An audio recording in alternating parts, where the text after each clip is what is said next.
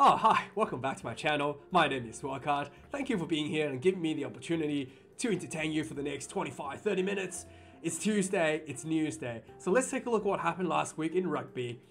So yeah, the dumpster fire in New Zealand got even bigger last week.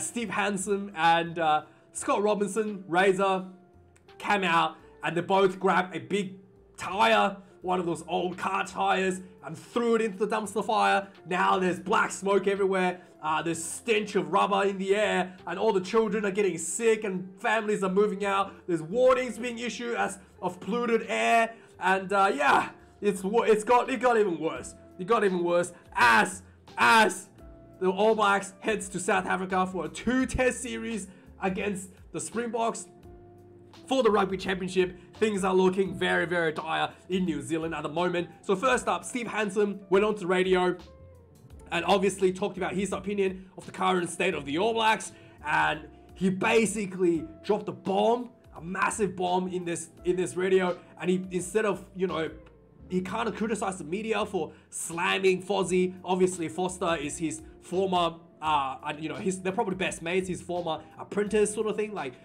Fozzie used to work under him as an assistant coach, so for 16 years.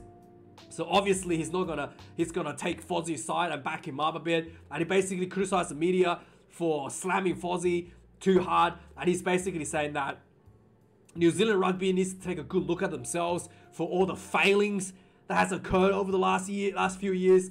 And yeah, so he mentioned a few really interesting points in this radio. So first up, he talked about how New Zealand rugby changed, like the head of the company, not the head of the company, the head of the I think basically the head of New Zealand rugby was changed by the end of 2019 when he left the team. And he talked about how the person that was doing their job beforehand was actually doing a really good job, and he couldn't quite grasp why that he was asked to leave. Yeah, New Zealand rugby asked the former boss to leave to put in the current person, I think it was Mark Robinson.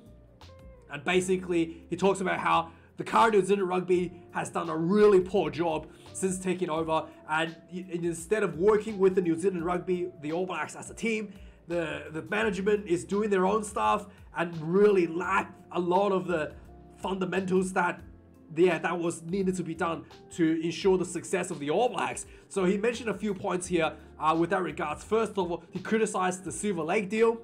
Yeah, we've all been wondering, how could a team that's the most successful, the winningest team in the history of, you know, of rugby, be going bankrupt? Like, you tell me how you can be going bankrupt to the point where you have to sell off ownership of your team to a private investment firm. And as a result, there were players. The Players Association was not happy with this deal, so they were basically blocking the Silver Lake deal. And then it was just like patched up and then talked about. And then just like, yeah, there was a lot of like meetings went on, and then eventually the players reluctantly agreed to it. So Hansen basically said that there were players in the media, went into the media, talked about how they were not happy with the way that New Zealand rugby treated them in these meetings, and basically kind of like, yeah, coerced them into agreeing to the Silver Lake deal, and they were not happy about agreeing to it. Yeah, so they were... Yeah, so, and this, you know, the Players Association that was against the Silver Lake deal was led by the current All Blacks captain, Sam Cane. So yeah, so people are not happy about this deal being pushed through, and that's one of the things that kind of really gets on people's nerves a little bit when it comes to selling the All Blacks tradition to a foreign investment firm, no less. So yeah, that was one thing that he raised, was an issue in the rugby. He also talked about how the rugby, the New Zealand rugby has failed to grow the next generation of talent. This is probably more concerning to the All Blacks team than anything else that's going on. He talked about how the under-20s team for the All Blacks have not won the game, have not won the World Cup since what, 2011, and then yeah, they only won 2 out of 8 since 2011, and they finished seventh in the latest edition. Yeah, I honestly can't name 6 other nations that could even possibly be New Zealand, and to finish 7th, that is really, really bad. So he talks about how Ireland and England are both doing really good, despite England losing to Italy in their under-20s in Six Nations. But he thought England and Ireland was doing really well with under-20s development. And yeah, so that is the catastrophic failing from New Zealand Rugby. He talked about that. He also kind of obviously backed Fozzie, and he thinks that Fozzie is a good coach, just need to give him time to work through everything. And also he talked about there was a lot of media pressure about Sam Cane being fired, and yeah, he thinks that's just, you know, a part of the captaincy, and he thinks that Sam Cane is a quality player and he will be able to push himself through this adversity and, you know, get themselves back in the front foot. We will have a look at some of the stuff that about Sam Cane in a minute, but a lot of the calls for Sam Cane being, like, you know, dropped to being, you know, lose the captaincy, really uncalled for. Just really, he's actually worked really hard on the field. We'll have a look at his stats a bit later to back up, you know, the statements. So, yeah, basically, essentially, he calls for a review of the board of New Zealand Rugby. Like, you know, you don't need to be 200 IQ to see something wrong in New Zealand Rugby at the moment. Like I said, how can you have the, you know, most successful team in the world and be losing money? Something's wrong with your management there. To say that it doesn't, you don't need to be smart to see that. And yeah, and then when it comes to Scott Robinson, he thinks that Scott Robinson's time will come, and you know, he's saying we'll see what happens when you get your opportunity. So yeah, pretty big statements come out of Steve Hansen. And also, so as a result, the Mark Robinson, the current head of New Zealand Rugby boss, has to go onto media to break his silence, to kind of like patch up a lot of these issues. Everything he kind of said is a little bit just like very, you know, politically correct, very like careful, not tread on anybody. But the one thing that he said was a little bit of a question mark here, is that he basically said he's certain that Ian Foster is the person to lead the All Blacks to face South Africa for the next for the two tests that's coming up. And he did not go beyond that. So normally they will come out and say, like, you know, with Eddie Jones, with England, usually they will come out and say we're trusting in Eddie Jones to take the team to the World Cup despite the losses, yada yada yada, stuff like that. He did not say that. He said they're gonna back him for 2 more tests in South Africa. So yeah, there could be something to be looked at the end of that. Excuse me, guys. I've been sick last week. So yeah, so there could be some sort of, you know, changes that could be looked at if, you know, Fozzie loses 2 more tests in South Africa. And yeah, and obviously Razor, Scott Robinson was talked about a lot the week before. He was, you know, a lot of people wanted him to replace Fozzie immediately. He's the current Crusaders head coach, successful Crusaders head coach, winning a lot of championships for the Crusaders in the Super Rugby. I do think that, you know, he's done a lot of, you know, he's done a few interesting things last week as well that got the media's attention. So he basically flew to Australia and had a meeting with Eddie Jones. Yeah, so there was some talks about him potentially getting the role with England after Eddie Jones leaves England at 2023. And then, you know, Scott Robinson obviously potentially weighing up his opportunity there with England. But he did talk about that his meeting with Eddie Jones was nothing to do with the job. He just wanted to catch up with him as a good friend. And then he also talked about in this interview with Jim Hamilton that he has his options open. So he's open to consider the England job and also the All Black job. And he thinks that, you know, he wants to, and probably the biggest bomb that he dropped in this interview is that he wants to take the next step as an international coach, and he wants to win 2 World Cups with 2 different countries. Yeah, that's really big statements came out of Scott Robinson, and obviously his ambition was not happy in New Zealand. So New Zealand pundit Jeff Wilson basically came out and said he should not have said that, and he's putting a lot of pressure on New Zealand Rugby. And, you know, Ian Foster basically, you know, showing that he's happy to jump ship and he's happy to take multiple opportunities, and yeah, and basically putting, you know, what he reckons that the Scott Robertson, what Razor has done is just a little bit of a low blow. But I thought, Scott Robertson wants to show ambition. Pretty typical top poppy syndrome in New Zealand, just chopping people down when they show ambition. The one interesting fact that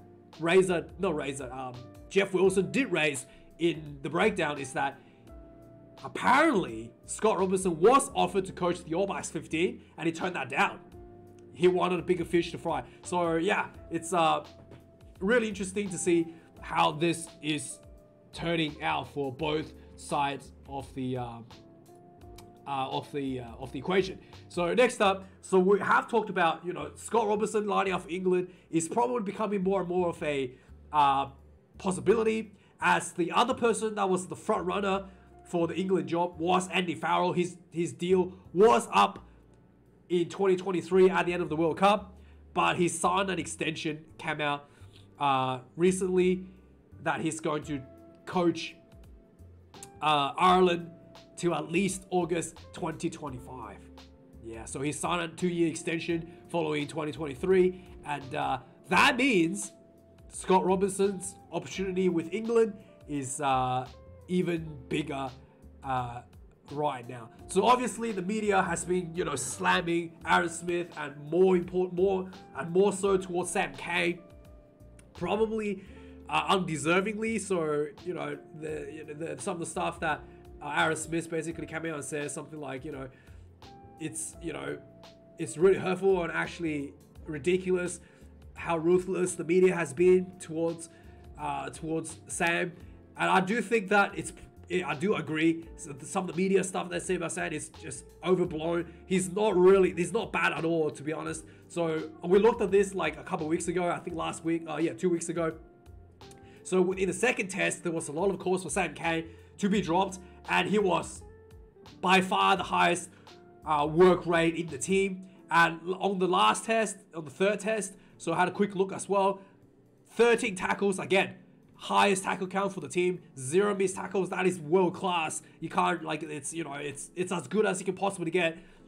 It's about as good as you can get for international flanker. So 13, 0 missed tackles.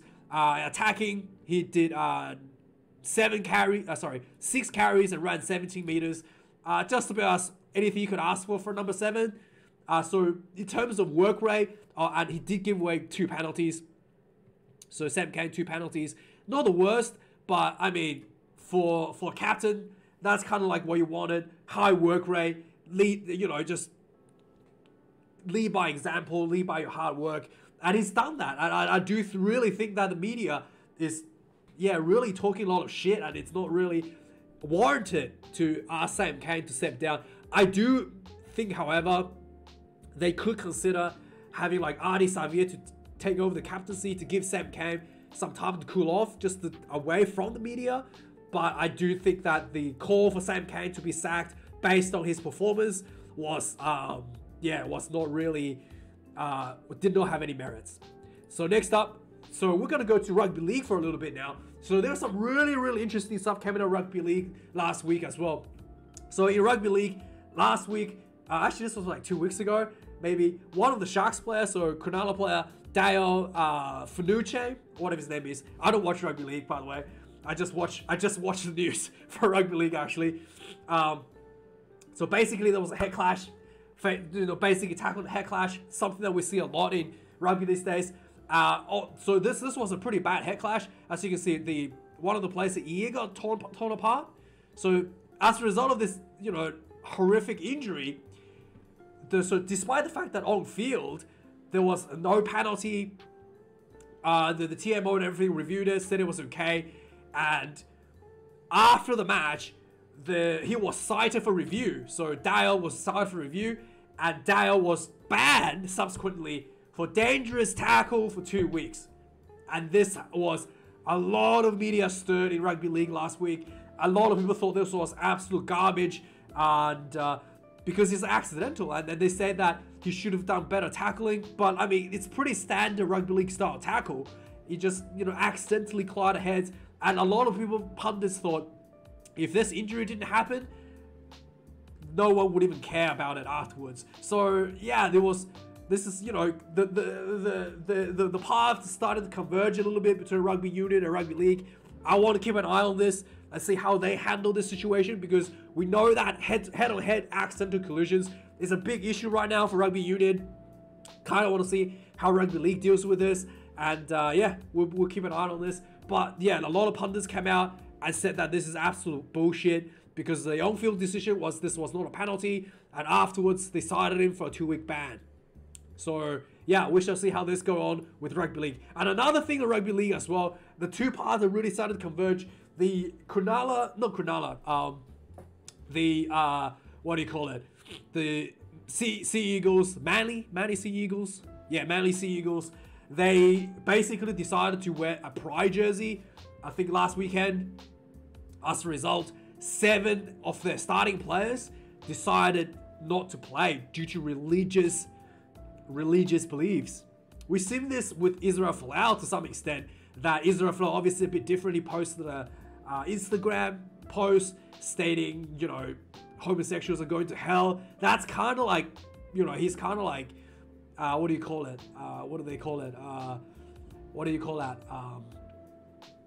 They call it a hate crime apparently. So apparently that's probably a bit too far to come out and say that, but you know, it really is starting to show a lot of these cultures is different. Just because they, you know, people are raised in Australia and they play football, and we share the same interests and same hobbies. Really, like, people have very, very different cultures and very different backgrounds from what we believe. And a lot of these players were really offended by the fact that they were asked to wear the jersey without prior consulting them, and they just walked away. Yeah, so there was again a lot of discussions about this in Rugby League, and you know, my initial thoughts with Israel Folau is I thought he has all the rights to believe what he wants to believe, but I did feel like he should not have said what he said. Just, you know, yes, it's your belief, but you are hurting other people, and you're kind of like promoting hate. I don't really know how to judge this sort of things, but I do, you know, help me out. I think I've looked into this quite a bit last week as well. A lot of people think that it's a culture. The Islanders, they have, and they're very religious. They have a very like fundamental family tradition. So a lot of these players, if they wear a pride jersey, they have to go home and face their parents and explain why they're, you know, doing something that is against their religion, against their tradition, essentially. So I can understand how this can be a very, very difficult situation for the players. And obviously this is a very difficult situation by the clubs, because the clubs wanted to show that they're inclusive, but instead they've kind of like, become exclusive in the back end of it. So yeah, really interested to see how this is going to carry out for Rugby League as well. Next up, again, some more controversial stuff. So England Rugby confirms transgender athletes ban. They voted last week to basically say that if you have gone through male puberty, you're no longer allowed to compete in female events. So this is kind of interesting as well. You know, rugby is a very dangerous sport for, you know, the testosterone. Basically, their argument was that the testosterone levels, that the development you receive going through puberty as a male with male hormones is too much of an advantage for a contact sport. So yeah, that's a decision, and they do talk about potentially opening a category for transgender athletes, and this is only applies to professional levels. So if the clubs, lower levels, if they wanted to allow transgender to play, it's up to their own discretion. So yeah, that's their decision. Next up, Eddie Jones. While he was in Australia, he was interviewed, and he talked about, you know, his dream job, how he used to be a big fan of the Rabbitohs, and he talks about how he is keen to take up a job with the Rabbitohs in Rugby League. So yeah, Eddie Jones, he's apparently currently talking about a position as a director of rugby with Rugby Australia. So he is very likely to come back home after 2023, after Rugby World Cup. But whether or not he's going to take a job in Rugby League, we have to wait and see. Obviously, the Rabbitohs, what do you call it? Guy, what's his name? Demetrius. What's his name? He's the boss of the Rabbitohs. Basically came out and said was not happy with the way Eddie Jones, touted his ambitions to the media. So he's basically saying, he doesn't really like that. He does put his current coaches in a pretty awkward position. So next up, the Rugby Championship will be played with a 20-minute red card in play, and Nigel Owens has come out against this decision. And so it's very interesting how Nigel Owens interprets this 20-minute red card thing, because Nigel Owens believes that when the dangerous tackle is being made, a foul play has been committed, and he reaches the threshold of a foul play, a red card needs to be a permanent red card. Otherwise, the severity of the punishment does not fit the severity of the offense. This is basically what he's talking about. So he thinks that the red cards needs to be a full red card. Okay, but there is a but. But Nigel Owens thinks that not every high tackle, head contact deserves to be a red card. There needs to be kind of like a foul play review to see whether or not it warrants a foul play and thus the red card. But if it warrants a foul play, if it reaches the threshold, the red card should be a full-length permanent removal from the game. So yeah, that's basically, in short, summarized what Nigel Owens trying to say here. He does not just say, he's not saying that, hey, everybody, if you get a red card, you should be off the field forever, regardless of what happens. He thinks that there should be, there should be a threshold. That's a pretty high standard when red card warrants for a full removal from the game. Otherwise, he thinks that players would not be able to adjust to a safety level requirements that is needed for rugby to go forward. Talking about safety, more controversial stuff. Ireland, the IIFU is getting sued. Yeah, by ex-players for injuries suffered during the playing career. So the name of the players are undisclosed, but yeah, Irish Rugby Football Union is getting sued. As you know, World Rugby and Wales, and I think maybe England as well, is also getting sued by former players for concussion. But yeah. Storm coach Bellamy came out and had a bit of words to Fozzie. Obviously, he just talks about how Fozzie should stick to his guns. And obviously, Storms are not going that well for NRL at the moment. But so anyway, let's talk about some Springboks. So Springboks has given us a bit of an update on the two veterans they called into the camp for the All Black series. So Duan Vermeulen and Francois Steyn has been called into the squad. And basically, Vermeulen is not likely to be playing. He's still going through the protocols for rehab to be able to be eligible to play. But Francois Steyn is eligible, and he's played a bit of work. Did he play a weekend with the Cheetahs? Yeah, he's done a bit of training with the Cheetahs.